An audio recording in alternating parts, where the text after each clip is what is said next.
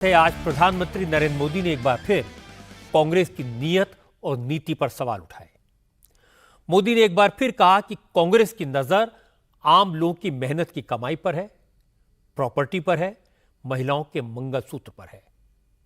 मोदी ने कहा कि कांग्रेस ने इरादा जाहिर कर दिया है कि अगर कांग्रेस सत्ता में आई तो लोगों के घरों, प्रॉपर्टी और गहनों का सर्वे कराएगी, फिर लोगों की कमाई कांग्रेस के पंजे में होगी। मोदी ने कहा कि माओवादियों ने जो काम दुनिया के दूसरे हिस्सों में किया, वही काम कांग्रेस हमारे मुल्क में करना चाहती है। मोदी के इस बयान से चुनावी कैंपेन की दशा और दिशा दोनों बदल गई। कांग्रेस के नेता मोदी की शिकायत लेकर इलेक्शन कमीशन पहुंच गए। मोदी को मानसिक तौर पर दिवालिया, मानसिक रोगी, कम्युनल हार्मोनी का दुश्मन, झूठा, फरेबी और न जाने क्या क्या कह दिया। असल में मोदी ने यही बात कल राजस्थान की रैली में कही थी। उसके बाद से ही कांग्रेस के नेता परेशान हैं। मोदी को चैलेंज कर रहे हैं कि वो दिखाएं कांग्रेस के मैनिफेस्टो में कहां लिखा है कि लोगों की संपत्ति छीनकर घुसपैठियों को बांट दी जाएगी। कांग्रेस ने पूछा, मोदी बताएं कि कांग्रेस के किस नेता ने कहा कि कांग्रेस की सरकार बनी तो संपत्ति का सर्वे कराया जाएगा और प्रॉपर्टी मुसलमानों में बांट दी जाएगी। कांग्रेस को इस मामले में इंडिया अलायंस के दूसरे साथी दलों का सपोर्ट मिला। अखिलेश यादव, तेजस्वी यादव, संजय राउत, उमर अब्दुल्ला, महबूबा मुफ्ती और ममता बनर्जी से लेकर असदुद्दीन ओवैसी तक सबने नरेंद्र मोदी पर हमला किया।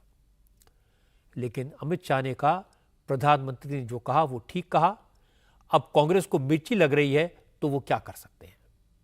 मैं आपको इन सब की बात सुनाऊंगा और राहुल गांधी का वो बयान भी दिखाऊंगा जिसके कारण मोदी को कांग्रेस के खिलाफ बोलने का मौका मिला। लेकिन अब कांग्रेस के नेताओं को जवाब देने पड़ रहे हैं। पहले देख लेते हैं कि आज प्रधानमंत्री ने क्या कहा और किस अंदाज में कहा। क्योंकि मोदी के कल के बयान पर कांग्रेस ने चौतरफा हमला किया था। कांग्रेस के नेताओं को उम्मीद थी कि अब शायद मोदी हिंदू मुस्लिम की बात नहीं करेंगे, लेकिन मोदी ने आज और भी जोरदार तरीके से अपनी बात कही। कांग्रेस के मैनिफेस्टो पर, कांग्रेस के नेताओं के मंचा पर 6 मिनट से ज्यादा बोले। अलीगढ़ में नरेंद्र मोदी ने कहा कि कांग्रेस की नजर देश की महिलाओं के गहनों पर है, माताओं बहनों के मंगलसूत्र पर है, वो उसे छीन लेना चाहती है। मोदी ने कहा कि कांग्रेस के मैनिफेस्टो में उसके इरादे साफ साफ लिखे हुए हैं। कांग्रेस जानना चाहती है किसके पास कितनी प्रॉपर्टी है, कितनी जमीन है, कितने मकान है, कितनी सैलरी है और बैंक में कितना फिक्स डिपॉजिट है। मोदी ने कहा कि अगर कांग्रेस की सरकार आई तो लोग के बैंक अकाउंट में झांकेगी, लॉकर खंगालेगी, जमीन जायदाद का पता लगाएगी और फिर सब कुछ छीनकर उस पर कब्जा करके उसे पब्लिक के बीच बांट देगी। कांग्रेस और इंडी गठबंधन के एक और खतरनाक इरादे से मैं आज देश के लोगों को, अलीगढ़ के लोगों को आगाह कर रहा हूं।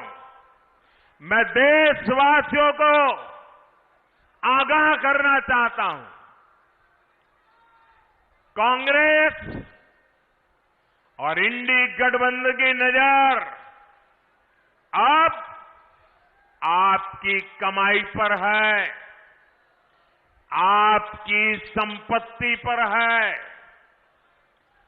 कांग्रेस के शहजादे का कहना है कि उनकी सरकार आई तो कौन कितना कमाता है, किसके पास कितनी प्रॉपर्टी है, किसके पास कितना धन है, किसके पास कितने मकान है, उसकी जांच कराएंगे। इतना ही नहीं, वो आगे कहते हैं कि ये जो संपत्ति है उनको सरकार अपने कब्जे में लेकर उसको सबको बांट देगी, ये कहते हैं। ये मैनिफेस्टो उनका कह रहा है। भाइयों बहनों, आप सोचिए, हमारी माताओं बहनों के पास सोना होता है, ये सोना अवसरों पर सिर्फ शरीर पर पहन करके प्रभाव पैदा करने के लिए नहीं होता है। हमारे देश में माताओं बहनों के पास जो सोना होता है, कितना ही कम क्यों न हो, वो स्त्री धन होता है, पवित्र माना जाता है, कानून भी उसकी रक्षा करता है। अब इनकी नजर कानून बदलकर हमारी माताओं बहनों की संपत्ति छीनने का भी खेल खेला जा रहा है। उनका मंगलसूत्र, उस पर उन लोगों की नजर है। आपका स्त्री धन लूटना चाहती है। माताओं बहनों का मंगलसूत्र अब सलामत नहीं रहेगा, ये कांग्रेस ने कहा है। प्रधानमंत्री मोदी ने कहा, सवाल सिर्फ गहनों का नहीं है। कांग्रेस पार्टी लोगों की प्रॉपर्टी भी हथियाना चाहती है, उस पर कब्जा करना चाहती है। अगर कांग्रेस की सरकार आई तो जिसके पास 2 घर हैं उसका 1 घर छिन जाएगा, क्योंकि इंडिया अलायंस के लोग देश में उस कम्युनिस्ट सोच को लागू करना चाहते हैं जिसने कई देशों को बर्बाद कर दिया।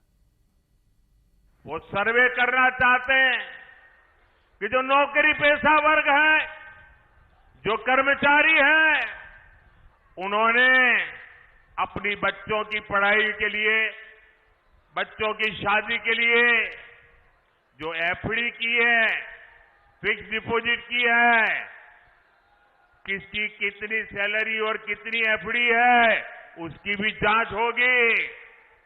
किसके पास 1 वाहन है, किसके पास 2 वाहन है, उसकी भी जांच होगी।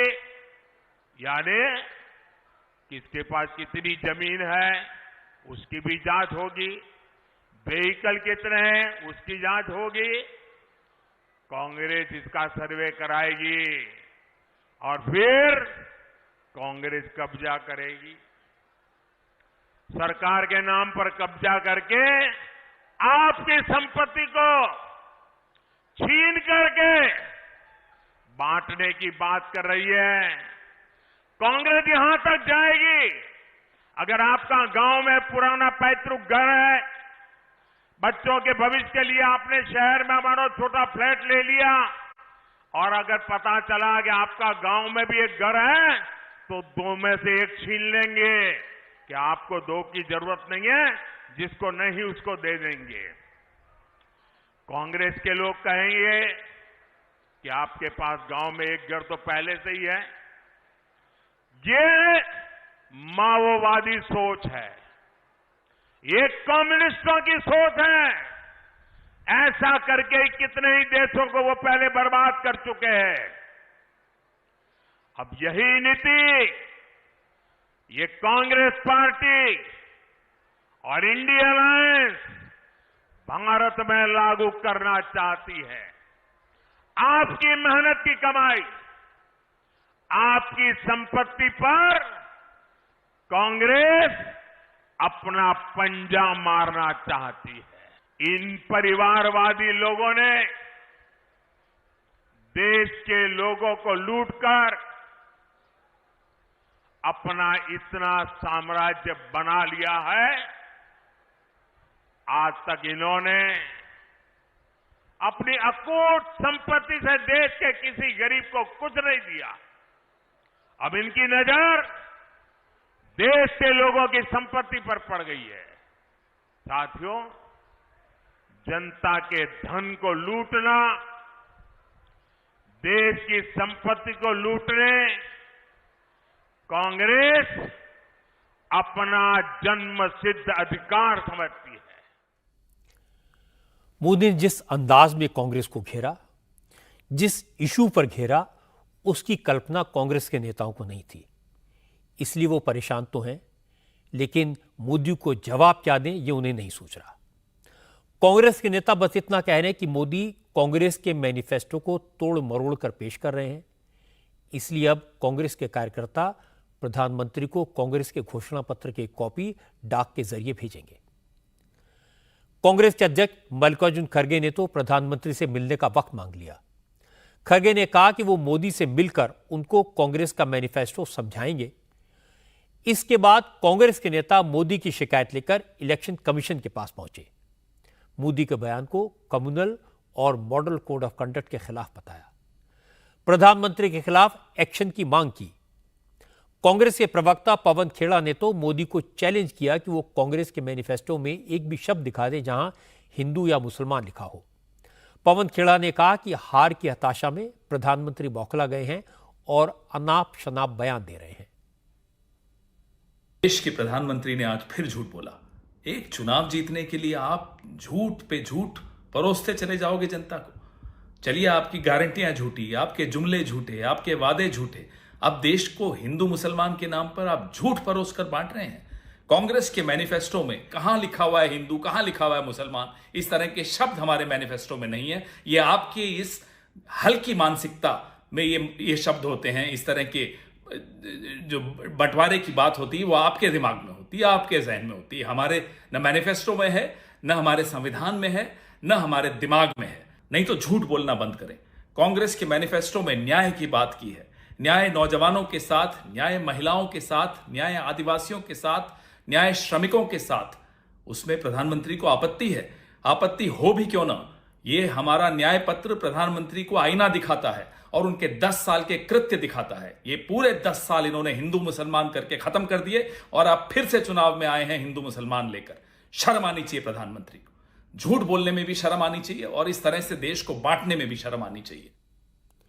जैसे ही पवन खेड़ा का बयान आया, बीजेपी के लोगों ने इसे सोशल मीडिया पर पोस्ट किया और जवाब में कांग्रेस के मैनिफेस्टो का वो हिस्सा छाप दिया जिसमें मुस्लिम पर्सनल लॉ बोर्ड, मुसलमानों के लिए स्पेशल स्कॉलरशिप और इस तरह की कई बातें लिखी गई थी। इसी मुद्दे पर मल्लिकार्जुन खड़गे से लेकर केसी वेणुगोपाल तक सबने बयान दिए। सबने कहा मोदी के इस बयान का मतलब है फर्स्ट फेज की वोटिंग से बीजेपी को हार का डर पैदा हो गया। मनीष तिवारी ने कहा कि बीजेपी हार के डर से इस कदर घबरा गई है कि प्रधानमंत्री नफरत फैलाने वाले बयान दे रहे हैं।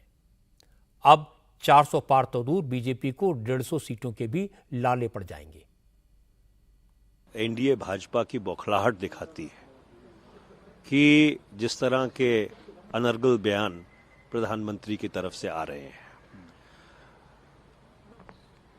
पहले चरण के मतदान के बाद एक चीज बहुत साफ हो गई है कि भाजपा दक्षिण में साफ है और उत्तर में हाफ है। ये 150 नहीं पार करते। 400 तो छोड़ दीजिए, 150 नहीं पार करते ये। और इसलिए जो इनके बयान आ रहे हैं वो बौखलाहट की निशानी। मोदी के बयान का असर बंगाल, बिहार, महाराष्ट्र और जम्मू कश्मीर तक दिखाई दिया। बिहार में तेजस्वी यादव कांग्रेस के बचाव में सामने आए। तेजस्वी ने कहा वो हाथ जोड़कर मोदी से गुजारिश करते हैं कि वो महंगाई, बेरोजगारी और विकास जैसे मुद्दों पर बात करें, हिंदू मुसलमान ना करें, यही देश के लिए बेहतर होगा। प्रधानमंत्री जी हाथ जोड़ करके अपील करते हैं कि नफरत की राजनीति छोड़ें, मुद्दे की बात करें। प्रधानमंत्री जी से हम यही अपील करेंगे कि आप बताइए आपने 10 साल में क्या किया और आपका बिहार के लिए, देश के लिए क्या विजन है। उस पे बात ना करके केवल मंदिर, मस्जिद और हिंदू मुसलमान की बात करना प्रधानमंत्री स्तर पर शोभा नहीं देता है। देश के सब लोग नागरिक हैं और बहुसंख्यक जो आबादी है हमारे देश की, वो त्रस्त है बेरोजगारी से। सबसे ज्यादा जो बहुसंख्यक आबादी है, गरीबी से, महंगाई से, इनकी अग्निवीर योजना से हमारे नौजवान परेशान हैं। इस पे क्यों नहीं चर्चा कर सके? हालांकि तेजस्वी यादव की पार्टी MY समीकरण पर जीती है, मुस्लिम और यादव समीकरण पर जीती है और वो ये सवाल मोदी से पूछ रहे हैं। जम्मू कश्मीर में एक इलेक्शन रैली के दौरान नेशनल कॉन्फ्रेंस के नेता उमर अब्दुल्ला ने कहा कि मोदी के राज में न तो मुसलमानों को रिप्रेजेंटेशन मिल रहा है, न मोदी सरकार में एक भी मुसलमान मंत्री है। ऐसे हालात में 80% आबादी वाले हिंदुओं को 14% आबादी वाले मुसलमानों से क्या खतरा हो सकता है? तनाव और एक झगड़ा पैदा करने की कोशिश की जा रही है। बाकी मुल्क में कहा जा रहा है कि हिंदू खतरे में है। अरे नाब, हिंदुओं की आबादी 80%, मुसलमानों की आबादी 14%। 14% से 80% को क्या खतरा हो सकता है। हमने कभी अपने हक से ज्यादा नहीं मांगा, कभी नहीं। मुझे एक मुसलमान दिखाइए इस पूरे हिंदुस्तान में जिसने ये कहा हो कि मुझे हक से ज्यादा चाहिए। लेकिन कम से कम अपने हक की तो हम उम्मीद कर सकते हैं। कम से कम हम ये उम्मीद कर सकते हैं कि 14% आबादी में आपको कोई तो मिले लोकसभा में डालने के लिए, आपको कोई तो मिले राज्यसभा में डालने के लिए। ये पहली मर्तबा है आजादी के बाद कि इस 14% आबादी को एक भी मिनिस्टर के तौर पर मरकज में नुमाइंदा नहीं मिला। मैंने आपको सब लोगों की बात सुनवा दी। अब सवाल यह कि आखिर प्रधानमंत्री नरेंद्र मोदी ने जो बात कही उसका आधार क्या है, बेसिस क्या है। असल में नरेंद्र मोदी को यह मौका राहुल गांधी ने दिया। कांग्रेस के नेता भी कह रहे हैं कि मुसीबत की जड़ राहुल गांधी का यह बयान है। राहुल गांधी ने कांग्रेस का मैनिफेस्टो जारी होने के बाद हैदराबाद में एक रैली में कहा कि अगर कांग्रेस सत्ता में आई तो पूरे देश में प्रॉपर्टी का सर्वे कराया जाएगा, ये पता लगाया जाएगा कि देश का धन किसके हाथ में है। और मजे की बात है कि राहुल गांधी के इस बयान का वीडियो कांग्रेस की तरफ से जारी किया गया था। देश का एक्सरे कर देंगे, दूध का दूध, पानी का पानी हो जाएगा। पिछड़े वर्ग को, दलितों को, आदिवासियों को, गरीब जनरल कास्ट के लोगों को, माइनॉरिटीज को पता लग जाएगा कि इस देश में उनकी भागीदारी कितनी है। इसके बाद हम फाइनेंशियल और इंस्टीट्यूशनल सर्वे करेंगे। ये पता लगाएंगे कि हिंदुस्तान का धन किसके हाथों में है, कौन से वर्ग के हाथ में है। और इस ऐतिहासिक कदम के बाद हम क्रांतिकारी काम शुरू करेंगे। जो आपका हक बनता है वो हम आपके लिए आपको देने का काम करेंगे। और राहुल गांधी ने ये बात एक बार नहीं कही, कई बार कही। और आज जब मोदी ने इसी शो बनाया तो कांग्रेस के नेताओं ने रिएक्ट किया। जब कांग्रेस के सारे नेता बोल चुके तो अमित शाह ने जवाब दिया। अमित शाह ने कहा राहुल गांधी ने खुद संपत्ति का सर्वे कराने की बात कही थी। अब कांग्रेस जवाब दे कि उसके मैनिफेस्टो में संपत्तियों के सर्वे की बात कही गई थी या नहीं। और अगर मठ, मंदिरों और लोगों की संपत्तियों का सर्वे कराया जाएगा तो फिर इस संपत्ति को किसे बांटा जाएगा यह भी बताए। अभी अभी कांग्रेस पार्टी को मिर्ची लगी है। मोदी जी ने उनके घोषणा पत्र में से सबकी संपत्ति का सर्वे करने का कहा है। मोदी जी ने कल कहा क्यों करना है इस सर्वे को। कांग्रेस पार्टी पूरी नरेंद्र मोदी पर सवाल उठा रही है। मैं आज कांग्रेस पार्टी को पूछना चाहता हूं, आपके घोषणा पत्र में सर्वे की बात है या नहीं है। राहुल बाबा देश के नाम में स्पष्ट करे। और मनमोहन सिंह, आपके प्रधानमंत्री ने कहा था संसाधन पर पहला अधिकार माइनॉरिटी का है, आदिवासी दलित का नहीं है, आदिवासी दलित का नहीं है। भाई और बहनों, देश भर के मठ, मंदिर और सबकी संपत्ति पर जो नजर है वो पैसा कहां जाना वाला है। मनमोहन सिंह को याद करो, उन्होंने कहा कि पैसा पर, रेवेन्यू पर, संसाधन पर सबसे पहला अधिकार माइनॉरिटी का है। ये कांग्रेस पार्टी कहती है और हम कहते हैं संसाधन पर पहला अधिकार देश के गरीब का है, आदिवासी का है, दलित का है, पिछड़ा समाज का है। ये सारा मामला क्या है, ये बात इतनी बड़ी कैसे बनी, इसे समझने की जरूरत है। राहुल गांधी की बात मैंने आपको सुनवाई। उन्होंने साफ साफ लफ्जों में कहा अगर उनकी सरकार आई तो इस बात का सर्वे करवाएंगे कि किसके पास कितनी प्रॉपर्टी है, वो कहां से आई और इस प्रॉपर्टी को बांट दिया जाएगा। मोदी ने इसी बात को पकड़ लिया और डॉक्टर मनमोहन सिंह के उस बयान से जोड़ दिया जहां उन्होंने कहा था कि देश की संपत्ति पर पहला हक मुसलमानों का है। मोदी ने जो कहा उसका मतलब यह है कि कांग्रेस आपकी संपत्ति छीनकर मुसलमानों को दे देगी। राहुल ने जो कहा वो उनके ऊपर लेफ्टिस्ट विचारधारा का असर है, ये कम्युनिस्टों की सोच है। एक ज़माने में कम्युनिस्ट कंट्रीज़ में ये होता था, जहाँ प्रॉपर्टी का सर्वे होता था और ज़्यादा छीन ली जाती थी। और मोदी ने जो कहा वो बीजेपी की विचारधारा है। मोदी मानते हैं कि कांग्रेस अपीजमेंट की राजनीति करती है, वोट के लिए मुसलमानों को खुश करना चाहती है, और अब प्रॉपर्टी छिन जाने की बात ऐसी है जो लोगों को डरा भी सकती है, इमोशनली आहत कर सकती है। इसीलिए कांग्रेस इतनी परेशान है। कांग्रेस अब तक कह रही थी कि मोदी लोकतंत्र को खत्म कर देंगे, संविधान को समाप्त कर देंगे, और मोदी को इन आरोपों की सफाई देनी पड़ रही थी। अब मामला उलट गया। अब मोदी ऑफेंसिव पर हैं और कांग्रेस पूरी तरह डिफेंसिव पर। कांग्रेस को बार बार सफाई देनी पड़ रही है कि मैनिफेस्टो में ऐसा कुछ नहीं है, लेकिन कांग्रेस की प्रॉब्लम यह है कि राहुल गांधी ने यह बातें पब्लिकली कही, एक बार नहीं कई कई बार कही। कांग्रेस ने राहुल गांधी के इस बयान को रिकॉर्ड से मिटाने की कोशिश की थी, लेकिन डिजिटल मीडिया के जमाने में यह संभव नहीं हो पाया। कांग्रेस के लिए राहत की बात सिर्फ इतनी हो सकती है कि मोदी के इस बयान को इशू बनाने में मोदी विरोधी मोर्चे के सारे नेता एकजुट हो गए।